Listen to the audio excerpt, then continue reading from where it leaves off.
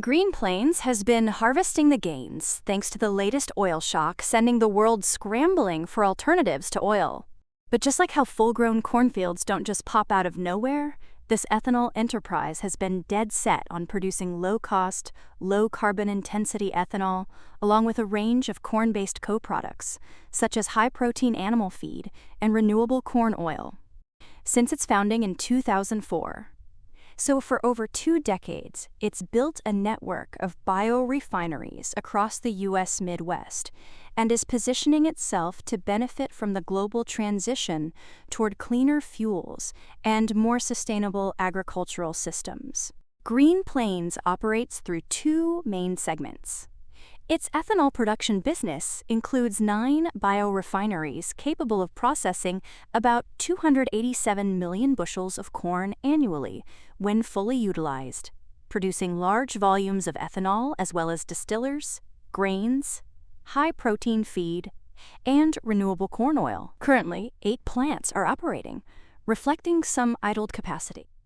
The Agribusiness and Energy Services segment supports this platform by handling grain procurement, storage, commodity marketing, and trading activities, while ethanol marketing itself is outsourced to a third party to improve efficiency and focus internal resources on production optimization.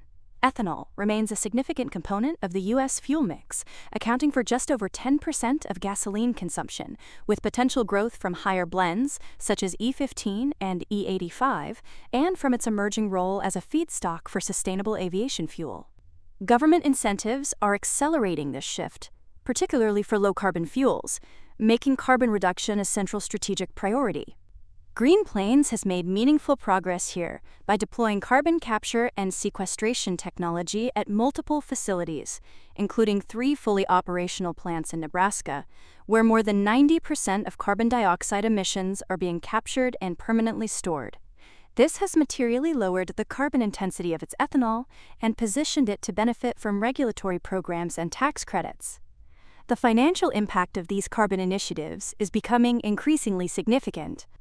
Green Plains recorded $27.7 million in benefits from the 45Z Clean Fuel Production Tax Credit in the 4th quarter of 2025 and expects carbon-related initiatives to generate at least $188 million in adjusted EBITDA in 2026. Approximately $150 million of that is expected to come from the Nebraska facilities, with an additional $38 million from other plants producing qualifying low-carbon ethanol. Green Plains views this as a baseline estimate, with potential upside from further improvements, additional carbon capture optimization, and evolving regulatory frameworks that could reward on-farm sustainability practices. Further improvements are likely to come from its transition to a more data-driven and integrated operating model. Management has implemented plant-specific processing systems that evaluate different production modes in real time, allowing each facility to maximize profitability based on current market conditions. This is supported by a coordinated sales and operations planning process that aligns financial, operational, and commercial decision-making.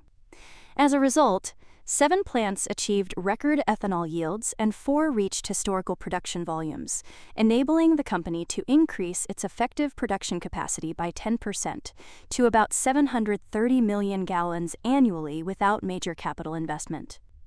At the same time, operating costs declined by roughly 3 cents per gallon year over year, reflecting improved efficiency and cost discipline. These operational gains translated into improved financial results. In the 4th quarter of 2025, Green Plains reported net income of $11.9 million compared to a loss of $54.9 million in the prior year, while adjusted EBITDA rose to $49.1 million, an improvement of more than $67 million. Revenue declined to $428.8 million, largely due to deliberate actions including the sale of an ethanol plant, the idling of another facility, and the exit from third-party ethanol marketing. Management emphasized that these decisions were intended to improve margins and return on capital rather than maximize sales volume. Green Plains has also been busily balancing its balance sheet by refinancing most of its convertible debt through the issuance of $200 million of new notes due in 2030, reducing near-term maturity risk, and repurchasing approximately 2.9 million shares. It ended the year with about $230.1 million in cash and total debt of roughly $504 million, including carbon-related equipment financing, but with no significant near-term maturities.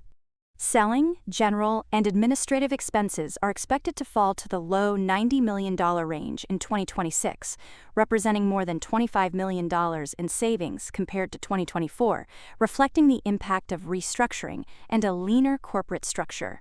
Beyond ethanol, Green Plains is expanding into higher-value co-products to diversify its revenue base.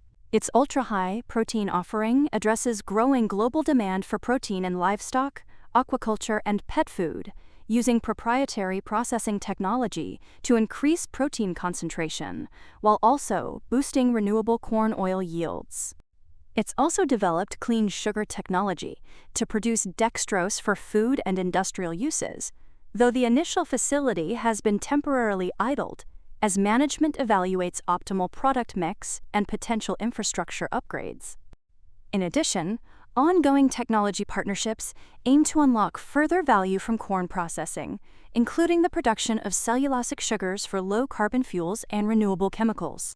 Market conditions are currently supportive. Management noted stronger than expected domestic ethanol demand, with blend rates approaching 10.5%, and solid export growth, particularly to Canada, Europe, and India. A record corn crop has helped keep feedstock costs manageable, supporting margins, while distillers' corn oil values have improved. Green Plains expects first quarter 2026 margins to be significantly better than the prior year, despite seasonal headwinds, aided by effective hedging strategies that protected against natural gas price volatility. At the same time, some uncertainties remain. The development of carbon transport infrastructure, particularly pipelines in states like Iowa, faces regulatory and legislative challenges. Green Plains is evaluating alternative solutions, such as transporting liquefied carbon dioxide by truck or rail to sequestration sites, applying a disciplined, returns-based approach to these decisions. Regulatory clarity around incorporating on-farm practices into carbon intensity calculations could also provide additional upside, though timing remains uncertain. Looking ahead, priorities are focused on strengthening the core business and maximizing returns on invested capital.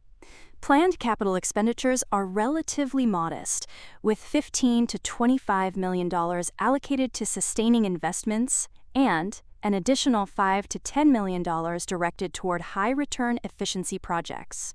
Key areas of focus encompass improving energy efficiency, further reducing carbon intensity, expanding grain storage and handling capabilities to increase direct sourcing from farmers, and evaluating carbon capture solutions for additional plants.